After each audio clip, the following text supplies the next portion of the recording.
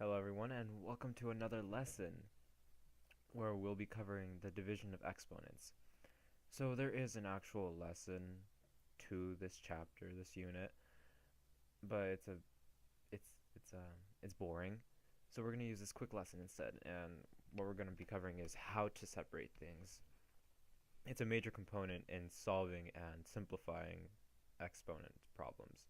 So, for example, you could think of, I'm sorry, I have this set to eraser. 2 to the 7th over 2 to the 4th. Now, separation. Key. Very important. 2 to the 7th can be separated as follows. 2 times 2 times 2 times 2 times 2 times 2 times 2. I regret picking that number. All over. And this 4 could be written, this 2 to the 4th could be rewritten as 2 times 2 times 2 times 2. Now, this is the expanded form of what an exponent would look like. And the beautiful thing about this is that it's easy to visualize canceling things out.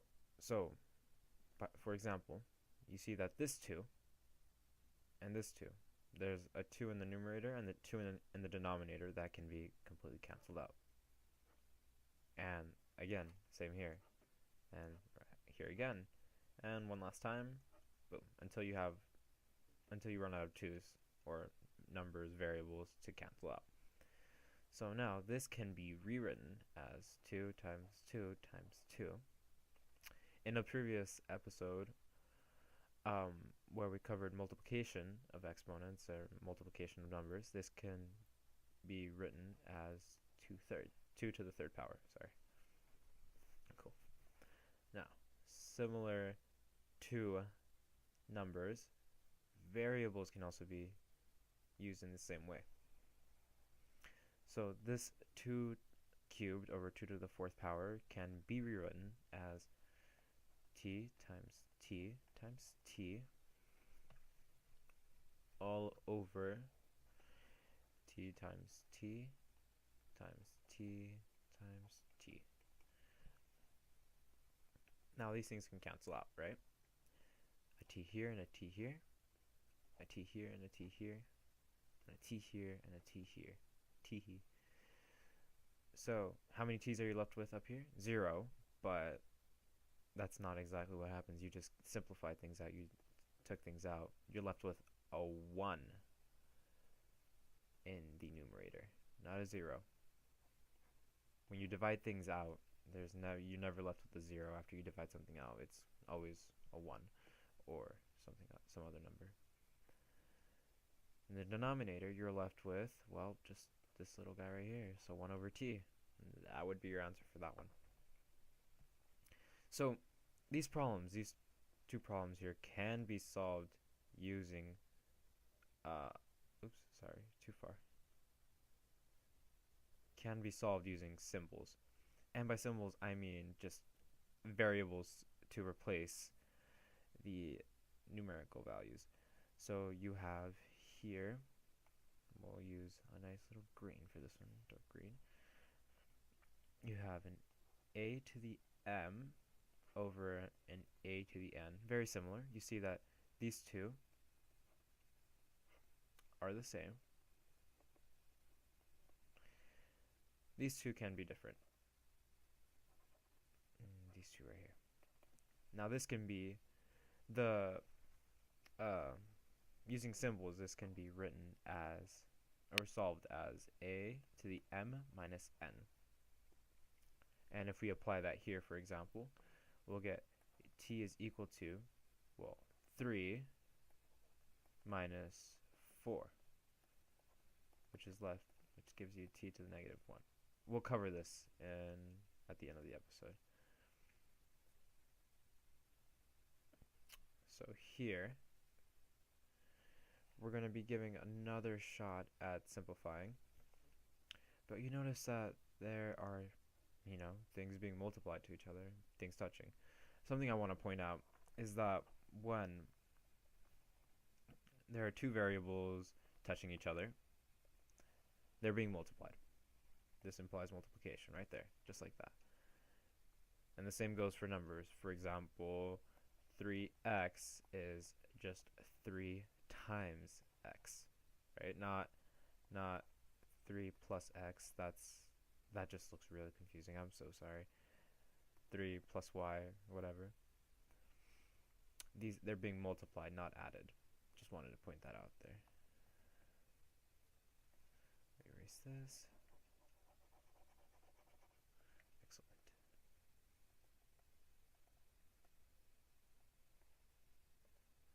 Okay, so a way I like to tackle this kind of problem is by separating variables that are the same. I mean, you know that you can't possibly simplify a g cubed over an h squared. The variables aren't the same, it wouldn't work out. But if you separate it like so, where you get the g's together, and you get the h's together, everything becomes a lot simpler. You notice that you can follow the method of writing everything out, but for the sake of experience, we're going to try using the symbols. So here we have G, and here we have H. Here we'll have 3 minus, well, what's here? Is there a 0? No. This is a 1. Whenever a number is by itself or a variable, it is always to the 1 power.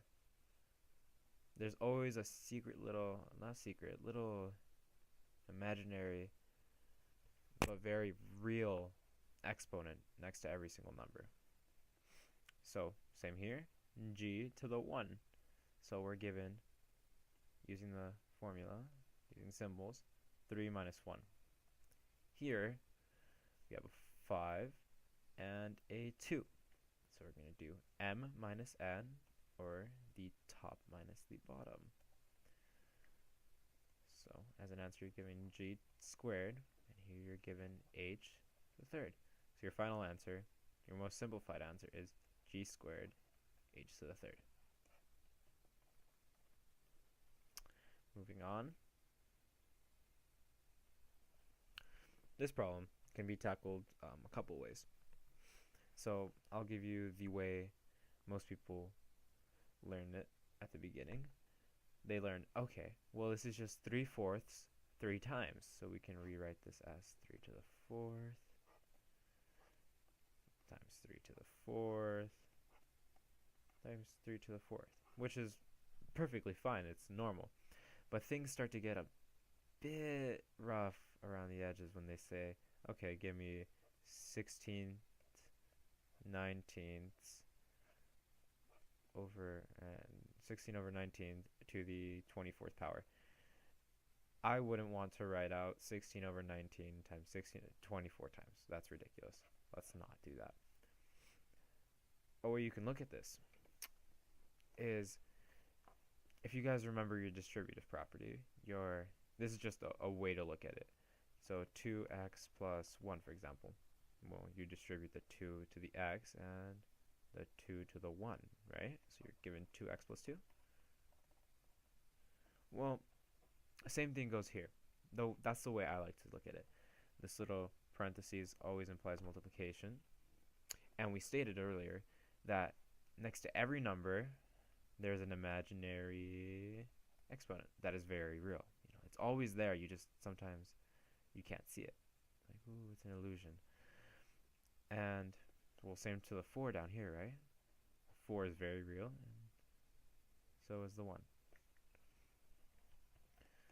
So the way I like to tackle this is by distributing. Let's just draw the little ones right there. By distributing the 3 to the exponents inside. Just like that. So in the numerator, you're left with 3 cubed, and in the denominator, you're left with 4 cubed. Now, if you notice, these two things are the exact same. This would be 3 times 3 times 3, which is 3 cubed, and this would be 4 times 4 times 4, 4 cubed. So these two things are the same. Yay. Shooting star. Okay, moving on.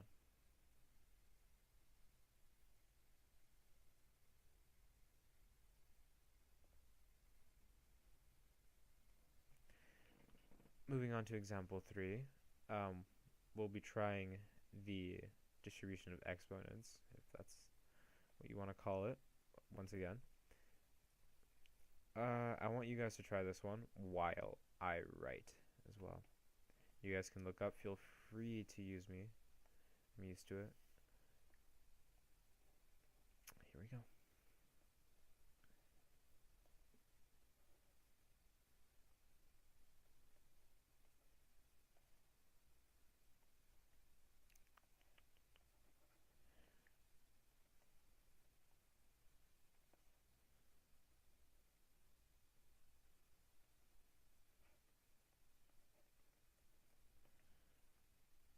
Okay. This should have been your first step, separating everything out. Now remember what we stated earlier. We said that if there's a number and a variable next to each other, there's that little multiplication symbol that's always there but never shown.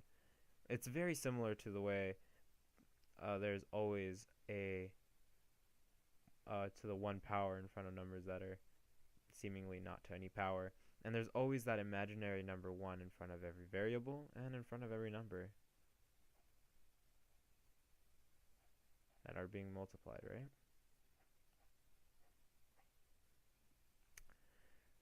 Cool. Now going on with the problem. Well, 3 squared, it's 9. And why did I multiply? Why am I multiplying the 3 and the 2 and not adding them? Because of the parentheses. So this would actually be p to the 6th, not p to the 5th. And down here, there's no trick question. It would just be 7 squared, which is 49. And this would be your answer. Okay. I want you guys to try this one completely on your own. The answer will be up.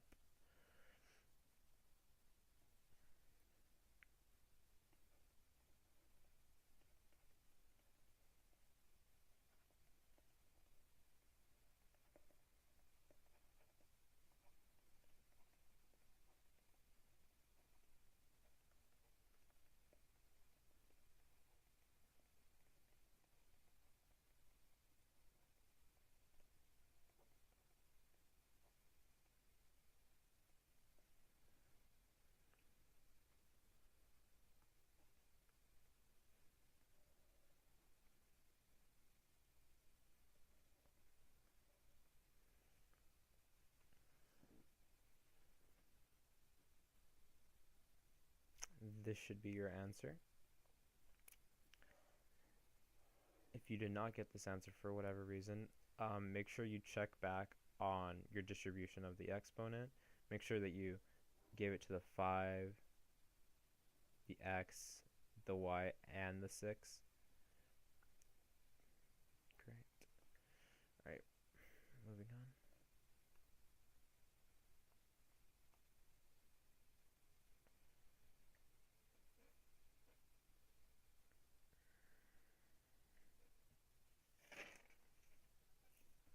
So, another mini lesson. Oops. Oh, no, wait. Yeah, here we go. So, another mini lesson that we have is the power of 0. The power of 0 is a very beautiful thing in mathematics, because no matter what it is that you put to the power of 0, the answer will always be 1. So let's say you have 4 to the 0 power, cake, 1. X to the 0 power, well, it doesn't matter what x is because it's to the 0 power, so it's just 1. Smiley face to the 0 power, well, as long as that smiley face represents a number or something, it's 1. You can have parentheses, number times. And I'm talking very long expressions like blah, blah, blah, blah, over blah, blah, blah, blah, blah, blah, two very different things, obviously, to the 0 power, and that's just going to be 1. That's a beautiful art of the 0 power. Moving on with our next lesson is negative exponents. Now this isn't as graceful or easy as something to the 0 power. This can be daunting for some students, so I'm going to give you some steps that I use to solve these problems. So my first step, I locate the negative exponent. Okay, so for example, here we have 1 over 2 to the negative 3rd power, and all you have to do is look at where the negative exponent is, or where the negative exponents are. And here it is, in the denominator, right? It's either going to be in the numerator or the denominator. In this case, it's in the denominator. Your second step out of 2 is flip it. So all you're going to do is locate the negative exponent and flip it to the opposite side. So if it's in the denominator, you're going to flip it straight to the numerator. If it's in the numerator, you're going to flip it straight to the denominator. So the answer here would turn into 2/3. 2/3. I am so sorry. 2 cubed. A little bit of a more complicated question.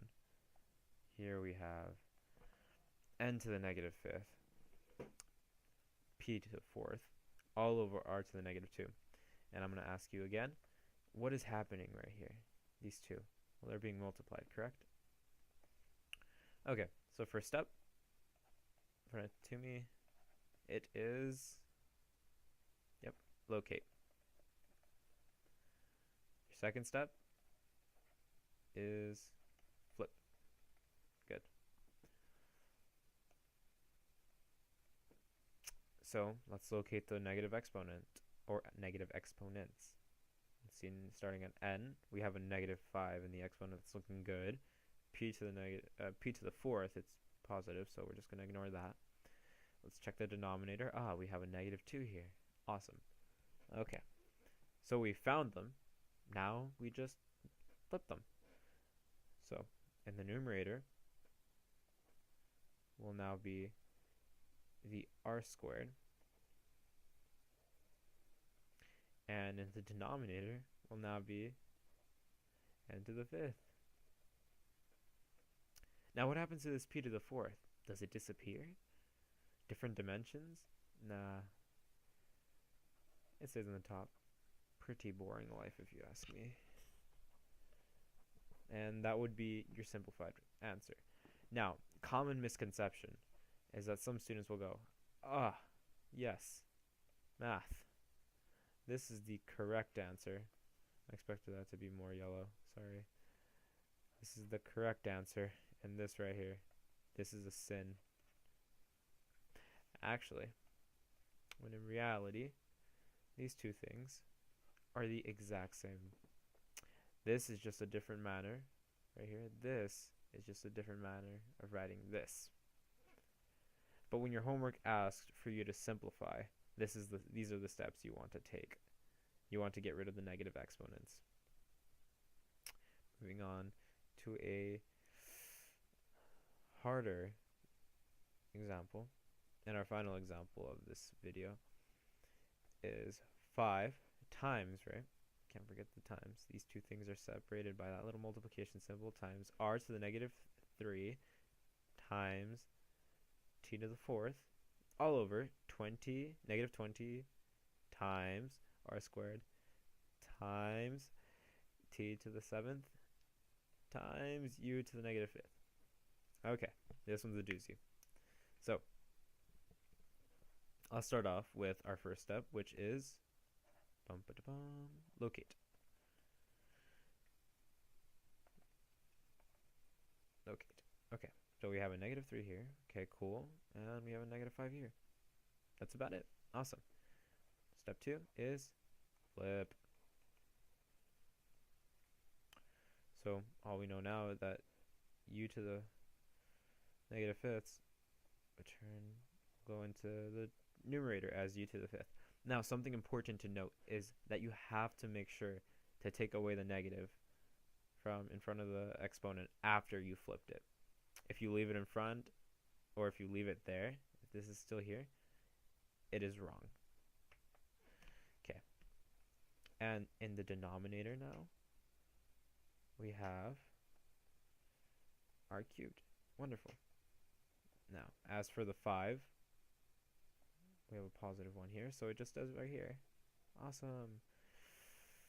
And as for the t to the 4th, that stays there as well. Awesome. Now, something I want to note is that when we flipped the r to the negative 3 down to the denominator, we didn't take the 5 with it because these two aren't the same. They aren't that connected. They're separated by this little multiplication symbol. Continuing on. This negative 20 stays in the bottom. Even though there's a negative in front of it, that doesn't do anything for us. That's just a sign. T to the 7th doesn't change. Still there. And a u to the negative 5. Well, that's not here anymore. That's up there. Awesome. So, you would think this is the end of the problem. But there's an issue. There's a secret third step. Ooh.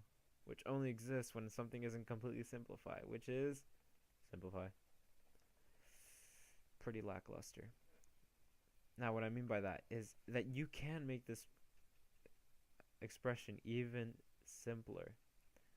Look at the coefficients right here. 5 and negative 20. Notice that you can divide 20 by 5. So right off the bat, let's get this rolling. 5 can go into 5 how many times? Once. 5 can go into negative 20 how many times? Negative 4. Awesome. So, as for the u to the 5th power, is there anything we can do to it? U to the 5th, there's nothing down here, nothing up here. Nope, we're in the clear. It's just u to the 5th. Awesome. Now, as for the t to the 4th, let's see if we can simplify it, take out anything, cast a spell. There's t to the 4th in the numerator and a t to the 7th in the denominator. Now, as much as I would love to write 11 t's for you guys, I'm not going to because I am lazy. So we're going to try this instead. You guys recall a to the m minus n. In this case, it would be t to the 4, the top one, minus 7. Wonderful. Now you're given t to the negative 3rd. And you would just write that right here. Now you're asking, wait, why are we doing that? We just did all of this to get rid of the yeah. All right, stop whining. Okay.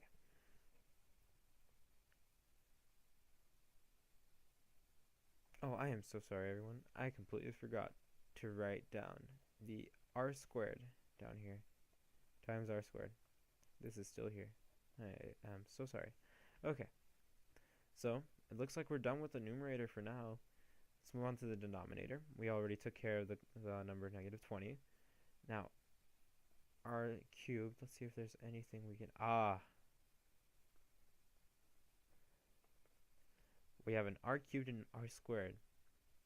Now, if I recall correctly from that video I made, when you multiply two like bases with different exponents, do you add or multiply the exponents? That's right, you add them. So r cubed times r squared will turn into r to the 5th. And we already took care of this t to the 7th, right, with this thing. So this is as far as we've gotten so far. Now, recall, you see a negative exponent. Let's follow our steps. Locate. Here it is. Now, all you do is flip it. So in the numerator, you're left with 1 times u to the 5th is equal to, or over, negative 4 times r to the 5th times t cubed. And that is your final answer. So thank you guys for joining me today on this video. If you have any questions, of course, leave them in the comment section. But as of now, goodbye. Have a nice day.